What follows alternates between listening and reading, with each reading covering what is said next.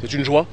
Je suis parti dans des conditions difficiles de la terre africaine suite à la volonté de certaines autorités soumises à la France. Et je reviens parce que une autre partie de ce continent attend toujours que la libération, l'indépendance, la souveraineté et l'autodétermination puissent être appliquées. Ce n'est pas parce que Macky Sall a agi de cette façon que cela signifie que je n'étais pas chez moi au Sénégal ou ailleurs. Nous sommes des enfants du continent africain. Et nous sommes les enfants de ceux qui ont voulu les États-Unis d'Afrique. Et si les élites, certaines élites ont trahi leur mission par rapport à cette unité africaine, il faut savoir que le peuple, lui, est dans cette démarche de solidarité africaine, de fraternité africaine. Je suis ici parce que c'est la terre, symboliquement parlant de mes pères. Patrie est extrêmement important, mais je tiens à rappeler que je suis aussi le fils de la terre-mère. Et un enfant ne naît que parce qu'il y a un père et une mère. Il y a la patrie qui est le Bénin et il y a la mer qui est la terre-mère de manière générale.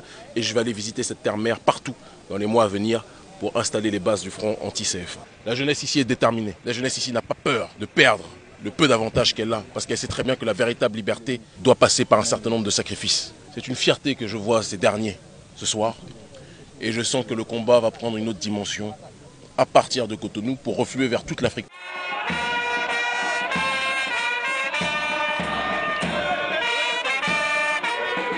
Je pense que si nous sommes ici, si vous voyez une jeunesse, une nouvelle génération africaine qui se lève un peu partout sur le continent, c'est parce que les ancêtres ne peuvent pas laisser notre peuple dans des conditions aussi délétères, notre peuple dans des conditions aussi précaires, alors que nous sommes sur les sols les plus riches de la planète.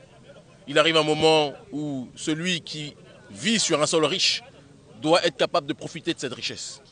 Il n'est pas normal que le monde entier profite de notre richesse, sauf les Africains eux-mêmes. Il y a quelque chose qui cloche.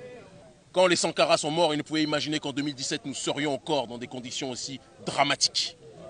Et c'est parce que nous honorons nos aînés, hommes et femmes, que nous sommes prêts à risquer nos vies pour dire la vérité. Et je profite de cette occasion pour adresser un message à Macky Sall, qui se fait le représentant quelque part de la France-Afrique, tout comme M. Ouattara. Que ces derniers sachent que la jeunesse africaine n'est plus disposée à courber les chines. La jeunesse africaine est plus que jamais déterminée à obtenir sa propre liberté. Le CFA n'est qu'un chapitre de cette lutte pour la résistance, que certains ne nous incarcèrent pas dedans. La souveraineté africaine, c'est le départ des bases militaires. La souveraineté africaine, c'est la fin de la France-Afrique. La souveraineté africaine, c'est faire en sorte que la jeunesse africaine puisse profiter de ses propres matières premières, de ses propres richesses. S'il y a tant de personnes qui vont émigrer du côté de l'Occident, c'est parce qu'elles pensent qu'elles vivent un enfer ici. Elles vivent un enfer parce que ceux qui étaient censés être les élites se sont délités et ont trahi leur mission. Raison pour laquelle nous sommes aujourd'hui dans cette démarche d'autodétermination. Et l'adage qui est le nôtre, c'est ce que les élites africaines ne font pas pour le peuple. Le peuple le fera lui-même. Voilà le travail qui est le nôtre.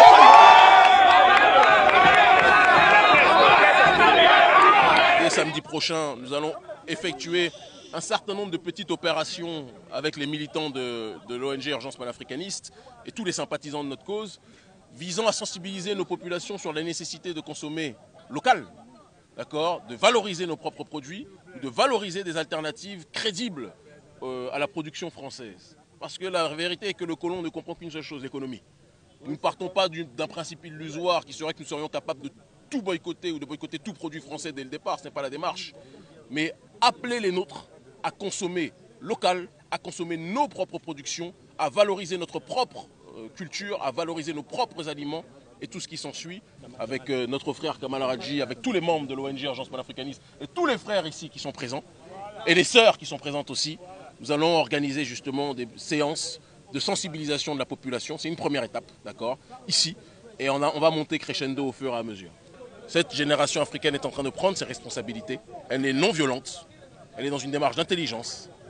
La seule violence est la violence de la vérité. Et la vérité dérange toujours, ou violente, ceux qui s'appuient sur le mensonge. Nous n'avons pas d'armes, si ce n'est notre courage. Nous n'avons pas d'armes, si ce n'est la protection de nos ancêtres. Et en réalité, c'est la plus grande des armes. Cette jeunesse africaine n'a de leçons à recevoir de personne. Elle est plus déterminée que quiconque. Certains ont tendance à croire parfois que je suis un leader. Je ne suis pas le leader de cette jeunesse. Je ne suis qu'un porte-voix. Cette jeunesse est la jeunesse la plus courageuse que je n'ai jamais vue de ma vie. La jeunesse la plus déterminée que j'ai jamais vue de ma vie. J'ai fait les 4 coins du monde. Mais la nouvelle génération africaine que je vois ici est celle qui va conclure, ponctuer le cycle d'indépendance initié par nos aînés. Et ça, j'en fais le serment au nom des ancêtres.